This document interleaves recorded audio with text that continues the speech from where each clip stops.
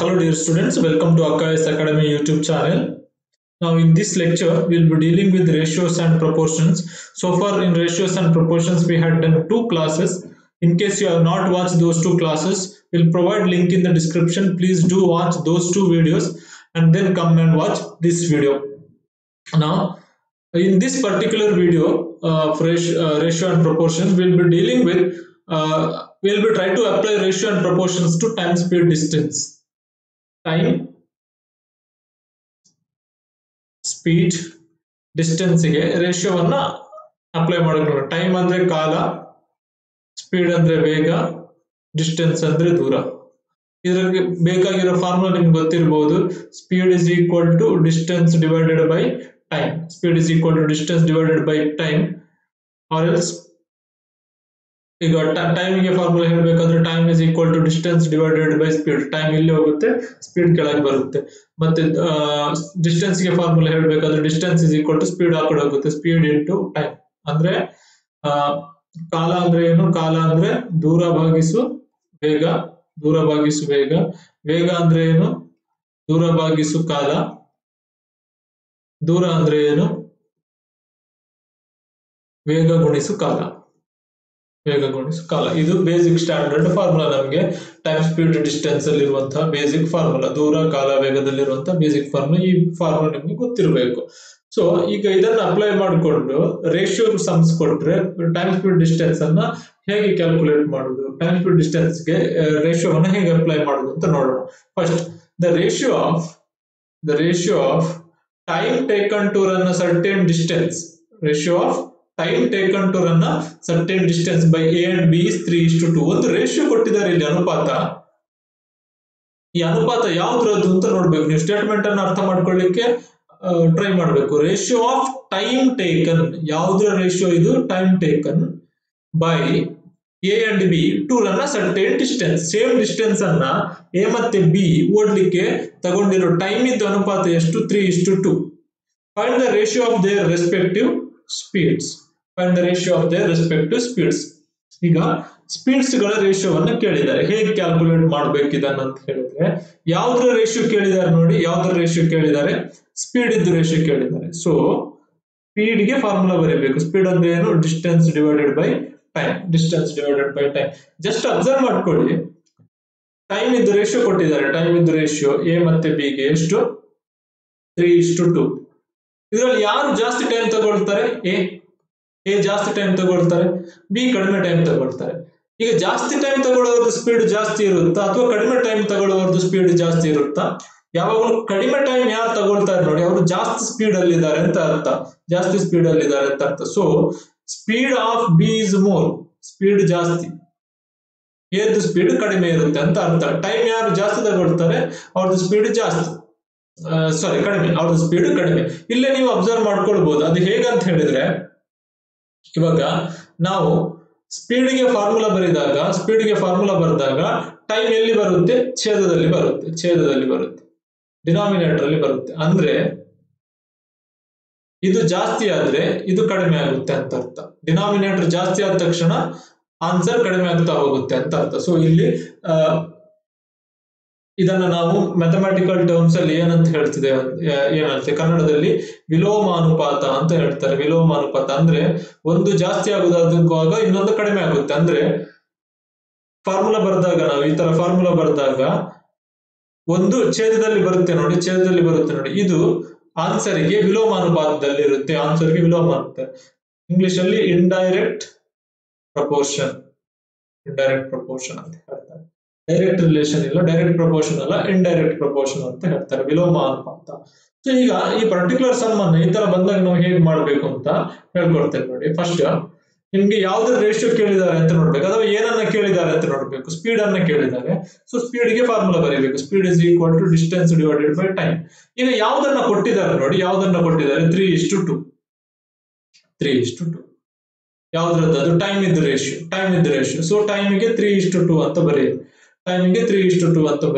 ಈಗ ನಾನು ಸ್ಪೀಡ್ಗೆ ಫಾರ್ಮುಲಾ ಬರೆದಾಗ ಟೈಮ್ ಅಂದ್ರೆ ಕೊಟ್ಟಿರುವಂತದ್ದು ಡಿನಾಮಿನೇಟರ್ ಅಲ್ಲಿ ಬರುತ್ತೆ. ಡಿನಾಮಿನೇಟರ್ ಅಲ್ಲಿ ಬಂದ್ರೆ ಸ್ಪೀಡ್ ಇದ್ದ ರೇಷಿಯೋ ಏನಾಗುತ್ತೆ ಅಂದ್ರೆ ಉಲ್ಟಾ ಆಗುತ್ತೆ, ರೆಸಿಪ್ರೋಕಲ್ ಆಗುತ್ತೆ. ರೆಸಿಪ್ರೋಕಲ್ ಅಥವಾ ವ್ಯುತ್ಕ್ರಮ ಆಗುತ್ತೆ. ಸೊ ಸ್ಪೀಡ್ ಇದ್ದ ರೇಷಿಯೋ ಏನಾಗುತ್ತೆ ಅಂದ್ರೆ 1/3:1/2. 1/3:1/2 ಅಂದ್ರೆ ಇದನ್ನ ಹೀಗೆ ಕ್ರಾಸ್ ಮಲ್ಟಿಪ್ಲೈ ಮಾಡಿ ಸಿಂಪ್ಲಿಫೈ ಮಾಡಬಹುದು. 2:3. ಸೊ ಸ್ಪೀಡ್ ಇದ್ದ ರೇಷಿಯೋ ಏನ್ ಬಂತು ಇಬ್ಬರದ್ದು 2:3. ನೆನ್ಪಿಟ್ಕೊಳ್ಳಿ, ಇನ್ನೊಂದ್ಸಲ ಹೇಳ್ತೀನಿ ಏನಂದ್ರೆ ಯಾವ್ದ್ರದ್ದು ಫಾರ್ಮುಲಾ ಕೇಳಿದ್ದಾರೆ, ಯಾವ್ದನ್ನ ರೇಷಿಯೋ ಕೇಳಿದ್ದಾರೆ, ಸ್ಪೀಡ್ ಕೇಳಿದ್ದಾರೆ. So speed is equal to distance divided by time ಬರೀಬೇಕು. ಟೈಮ್ ಕೊಟ್ಟಿದ್ದಾರೆ ಎಷ್ಟು 3:2. ಸೊ ನಮ್ಗೆ ಸ್ಪೀಡ್ ಕೇಳಿದ್ದಾರೆ, ಟೈಮ್ ಕೊಟ್ಟಿದ್ದಾರೆ. ಸೊ ಸ್ಪೀಡ್ ಗೆ ಫಾರ್ಮುಲಾ ಬರೆದಾಗ ಟೈಮ್ ಛೇದದಲ್ಲಿ ಬರುತ್ತೆ, ಡಿನಾಮಿನೇಟರ್ ಅಲ್ಲಿ ಬರುತ್ತೆ. ಹಾಗಾಗಿ ಸ್ಪೀಡ್ ಏನಾಗುತ್ತೆ ವ್ಯುತ್ಕ್ರಮ ಆಗುತ್ತೆ 1/3:1/2. So 2:3 answer. ಸೊ ಇದೇ ರೀತಿ ಬೇರೆ ಬೇರೆ ಕ್ವಶನ್ಸ್ ಗಳನ್ನು ಮಾಡ್ತಾ ಹೋಗುವ, ಆಗ ನಿಮ್ಗೆ ಅರ್ಥ ಆಗ್ತಾ ಹೋಗುತ್ತೆ. ಫೈನ್. ಈಗ ನೆಕ್ಸ್ಟ್ ಕ್ವಶನ್ ನೋಡಿ. The ratio of speeds of A and B during the same time is 9:5. ವಿಡಿಯೋನ ಪಾಸ್ ಮಾಡಿಬಿಟ್ಟು ಸಾಲ್ವ್ ಮಾಡೋಕೆ ಟ್ರೈ ಮಾಡಿ. The ratio of speeds of A and B, ಯಾವ್ದ್ರ ರೇಷಿಯೋ ಕೊಟ್ಟಿರೋದು ಅವರು ಇಲ್ಲಿ ಸ್ಪೀಡ್ ಇದ್ದು ರೇಷಿಯೋ ಕೊಟ್ಟಿರೋದು. What is the ratio of the distance covered, distance ಇದ್ದು ರೇಷಿಯೋ ಕೇಳಿದ್ದಾರೆ. ಸೊ ಡಿಸ್ಟೆನ್ಸ್ ಗೆ ಫಾರ್ಮುಲಾ ಬರೆಯಿರಿ. Distance is equal to speed into time. Distance is equal to speed into time. ಈಗ ಯಾವ್ದು ರೇಷಿಯೋ ಕೊಟ್ಟಿರೋದು ಅವರು ಸ್ಪೀಡ್ ಇದ್ದು ರೇಷಿಯೋ ಕೊಟ್ಟಿರೋದು. ಸ್ಪೀಡ್ ಇದ್ದು ರೇಷಿಯೋ ಎಷ್ಟು 9:5. ಈಗ ಡಿಸ್ಟೆನ್ಸ್ ಗೆ ಫಾರ್ಮುಲಾ ಬರೆದಾಗ ಸ್ಪೀಡ್ ಅಂಶದಲ್ಲಿ ಬರುತ್ತಾ ಛೇದದಲ್ಲಿ ಬರುತ್ತಾ? ಅಂಶದಲ್ಲಿ ಬರುತ್ತೆ. ಇಲ್ಲಿ ಯಾವುದೇ ಛೇದ ಇಲ್ಲ. ಯಾವುದೇ ಛೇದ ಇಲ್ಲ ಅಂದ್ರೆ ಎಲ್ಲ ಅಂಶದಲ್ಲಿದೆ ಅಂತ ಅರ್ಥ. ಸೊ ಅಂಶದಲ್ಲಿ ಬಂದ್ರೆ ಆನ್ಸರ್ ಕೂಡ ಅಷ್ಟೇ 9:5. ಆನ್ಸರ್ ಎಷ್ಟು 9:5 ಅಂದ್ರೆ ಅಂಶದಲ್ಲಿ ಬಂದ್ರೆ ಅದೇ ಉತ್ತರ. ಅಂಶದಲ್ಲಿ ಬಂದ್ರೆ ಅದೇ ಉತ್ತರ. ಛೇದದಲ್ಲಿ ಬಂದ್ರೆ ವ್ಯುತ್ಕ್ರಮ ಮಾಡಬೇಕು. ವ್ಯುತ್ಕ್ರಮ ಮಾಡಿ ಸಿಂಪ್ಲಿಫೈ ಮಾಡಬೇಕು. ವ್ಯುತ್ಕ್ರಮ ಮಾಡಿಬಿಟ್ಟು ಸಿಂಪ್ಲಿಫೈ ಮಾಡಬೇಕು. ಡನ್. ಸೊ ಅರ್ಥ ಆಗಿದೆ ಅಂತ ಅನ್ಕೋತೀನಿ. ಸೊ ನೆಕ್ಸ್ಟ್ ಕ್ವಶನ್ ನೋಡೋಣ.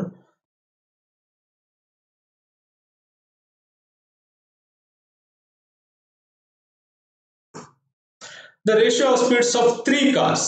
ಪ್ರೀವಿಯಸ್ ನಮ್ಗೆ 2 ಕಾರ್ ಇತ್ತು, 2 ಪರ್ಸನ್ ಇದ್ರು, ಆ ತರ ಇತ್ತು. Ratio of 3 cars is in the ratio 2:3:4. Ratio of 3 cars is in the ratio 2:3:4. Find the respective ratio between their time to cover a certain distance. ಯಾವ್ದು ratio ಕೇಳಿದ್ದಾರೆ? Time ಇದ್ದು ratio ಕೇಳಿದ್ದಾರೆ. So time ಗೆ formula ಬರೀರಿ. Time is equal to distance divided by speed. So the ratio of speeds of 3 cars given. Speed ಕೊಟ್ಟಿದ್ದಾರೆ ಎಷ್ಟು 2:3:4.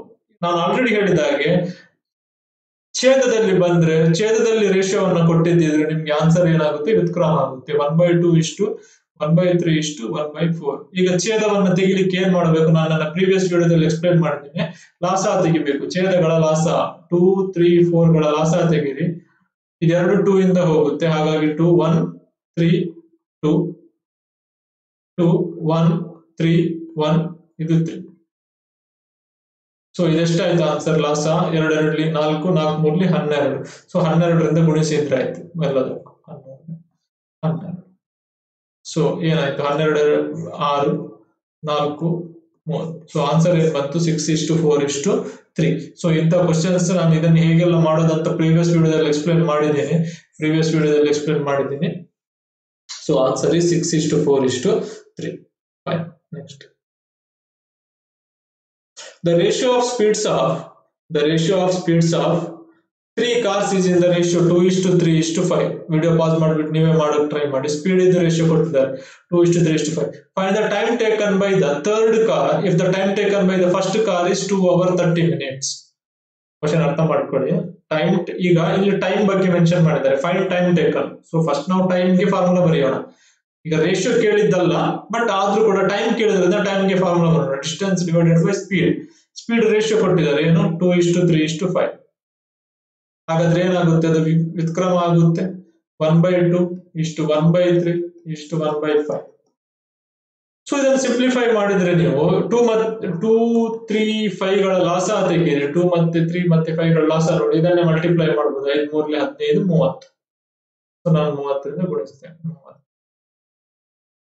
So time ಇದ್ದು ratio ಏನ್ ಬಂತು? 15 10 6. 15:10:6 ಅಂತ ಬಂತು. ಈಗ ಅವ್ರು ನನಗೆ ರೇಷಿಯೋ ಕೇಳಿದ್ದಲ್ಲ. ಈ ಸಂಬಂಧ ರೇಷಿಯೋ ಕೇಳಿದ್ದಲ್ಲ, ಅರ್ಥ ಮಾಡ್ಕೊಳ್ಳಿ. Find the ratio of time ಅಂತ ಕೇಳಲಿಲ್ಲ. ಇಲ್ಲಿ ಏನ್ ಕೇಳಿದ್ದಾರೆ? Find the time taken by the third car. ಈಗ time taken by the first car ಎಷ್ಟು 15 ಇಂಟು ಸಮಥಿಂಗ್, ಇದು 15x ಅಂತ ಬರುತ್ತೆ, ನಾನು ಹೇಳಿದ್ದೇನೆ ಪ್ರೀವಿಯಸ್ ವಿಡಿಯೋಸ್ ಗಳಲ್ಲಿ.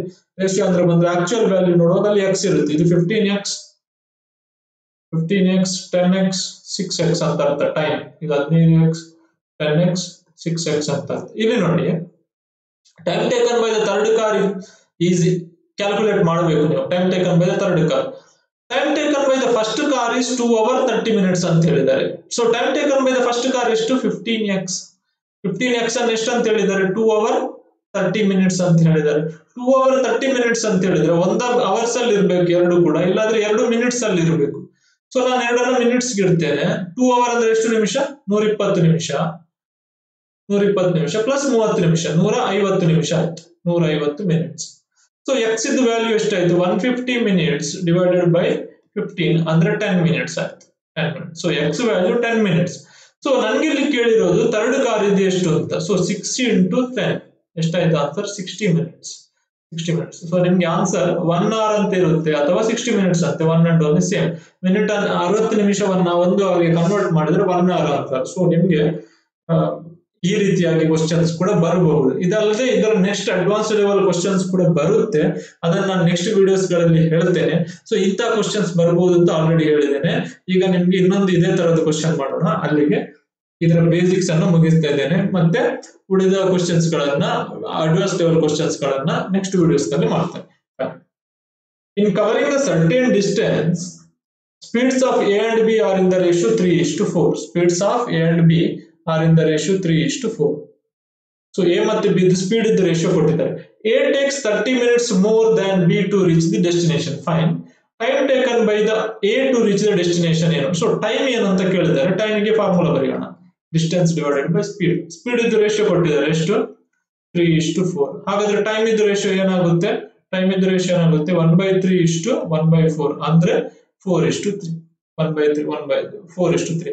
ಈಗ ಅವ್ರು ಹೇಳ್ತಾ ಇರೋದು A takes 30 minutes more than B to reach the destination.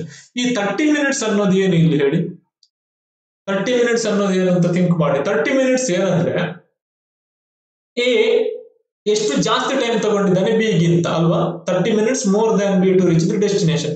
A ತಗೊಂಡಿರೋ ಟೈಮ್ ಎಷ್ಟು ಹೇಳಿ, ಎ ತಗೊಂಡಿರೋ ಟೈಮ್ 4x, ಬಿ ತಗೊಂಡಿರೋ ಟೈಮ್ ಎಷ್ಟು ಹೇಳಿ 3x. ಇಲ್ಲಿ ನೋಡುವಾಗ ಎ ಎಷ್ಟು ಟೈಮ್ ಜಾಸ್ತಿ ತಗೊಂಡಿದ್ದಾರೆ 1x, ಇಲ್ಲಿ ಆಕ್ಚುಲ್ ಆಗಿ ಎಷ್ಟು 30 minutes. So 1x should be equal to 30 minutes. ನಂಗೆ ಅವ್ರು ಕೇಳಿರೋದು time taken by A to reach the destination ಎದ್ ಎಷ್ಟು ಅಂತ, 4x ಎಷ್ಟು ಅಂತ ಕೇಳಿದ್ದಾರೆ. 4x ಎಷ್ಟು ನೀವು ಕ್ರಾಸ್ ಮಲ್ಟಿಪ್ಲೈ ಮಾಡಿ ನೋಡಿದ್ರೆ 120 minutes ಬರುತ್ತೆ. 120 minutes ಅಂದ್ರೆ 2 hours. 120 minutes ಅಂದ್ರೆ 2 hours. ಸೊ ಈ ಕ್ವಶನ್ಗೆ answer 2 hours. So that's it for this video. ಇದು ತುಂಬಾ ಬೇಸಿಕ್ ವಿಷಯಗಳು. ಸಮ್ ಟೈಮ್ಸ್ ಇಂಥ ಸ್ಟ್ರೇಟ್ ಫಾರ್ವರ್ಡ್ ಕ್ವಶನ್ಸ್ ಗಳು ಬರದೇ ಇರಬಹುದು, ಬಟ್ ಈ ಕಾನ್ಸೆಪ್ಟ್ ಇಟ್ಕೊಂಡು ನಾವು ಟೈಮ್ ಸ್ಪೀಡ್ ಡಿಸ್ಟೆನ್ಸ್ ಅಲ್ಲಿ ತುಂಬಾ ಕ್ವಶನ್ಸ್ ಗಳನ್ನ ಮಾಡಬಹುದು. ಅದನ್ನ ಕಮಿಂಗ್ ವಿಡಿಯೋಸ್ ನಲ್ಲಿ ಹೇಳ್ತೇನೆ. Thank you for watching. Keep supporting us.